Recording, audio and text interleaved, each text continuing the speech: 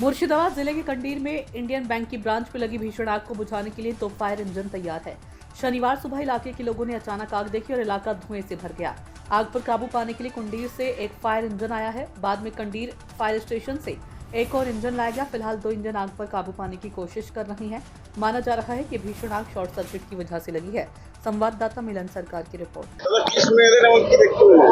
দেখতে পেলাম বলতে আমি তো ফোন পাওয়া মাত্রই ছুটে এলাম এবং আমাদের এখানকার বিধায়িকাকে আমি জানিয়েছি, উনিও আসছেন। তা এসে যা দেখছি তাতে যথেষ্টভাবে ক্ষতিগ্রস্ত হয়েছে এবং বিরাট অগ্নিসংযোগ, এবং এর কি কারণ সেটা যারা ফায়ার ব্রিগেডের এক্সপার্ট আছেন ওনারাই বলতে পারবেন। এবং এই বিপর্যয় এখানকার যারা গ্রাহক আছেন তাদের ক্ষেত্রেও ক্ষতির সম্মুখীন হবেন এবং ব্যাংক কর্তৃপক্ষেরও খুব বড় একটা বিপর্যয় ঘটবে। আমার নাম রাজেশ কুমার দাস। আচ্ছা, আমাদের একটা থানা থেকে কল আছে যে ব্যাংকে একটা আগুন লেগেছে। আমরা তৎক্ষণাৎ দুটো এমপি নিয়ে আমরা আসি এবং আসার পর এখানে দেখা যায় যে স্মোক বেরোচ্ছে প্রচুর।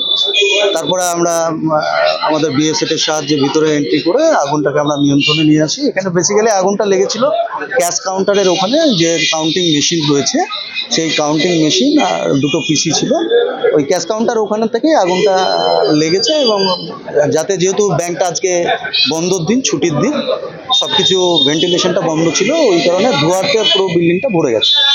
তা ফায়ার সব কন্ট্রোল হয়ে গেছে, আমরা ইউজ করেছি, কেউ কোনো কিছু ইনজোর্ড হয়নি। আমরা এবার একটু ভল্টটা দেখে নেব, ভল্টের চাবি আনতে গেছেন ব্যাংকের লোকজন। আর এই আর কি। আমার নাম রবিউল ইসলাম, আমি হচ্ছি আধিকারিক নাবিক।